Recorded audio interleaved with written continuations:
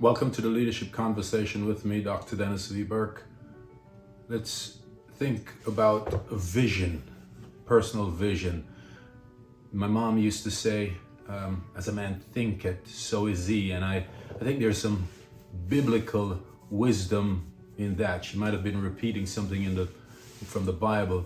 And also something else she used to say, belief kills and belief cure. What you believe can kill you, or what you believe might cure you. And then I also think of, faith without works is dead, and the people perish for lack of vision. All of those are wisdom of the ages. And here is a more contemporary saying: we choose our habits, and then our habits form us. That is, we decide what we're going to do with our life, our daily activities. And essentially, once those things that we decide to do, the things we do, get into our subconsciousness and becomes a routine, they form our habits. And out of that habit, or those habits, we develop our character. And essentially, the character becomes who we are. We become it, the character. So we choose our habits, then our habits form us. So if that's a fact, then it's imperative that we begin with the end in mind. What do we want to become? Think about it. What's our end game for our lives as we see it? What markers do we want to leave in life for the people who follow? Why is this important?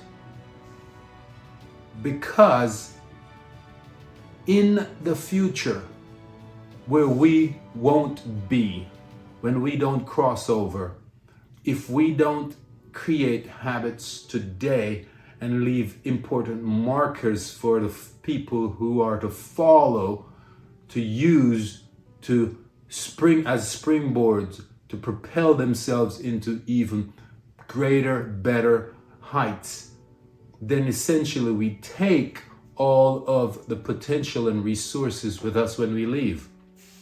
So with that in mind, I think it's again imperative that we begin with the end in mind.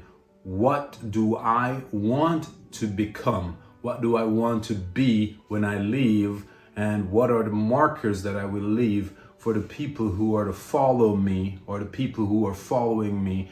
What markers do I leave for them that they might use to better themselves, instead of having to start over and relearn, and as a people be stuck within some giant machine like a gerbil running on a wheel? Again, what we form our habits, and then our habits form us. We choose our habits, then our habits choose us. So reflect, think carefully, begin with the end. What do you want to be? Where do you want to be in life? Then what are the action steps that you need to take to make that a reality? Be disciplined enough to practice them until they become a part of your DNA. They become a part of your psyche. They get into your subconsciousness and they become your habits.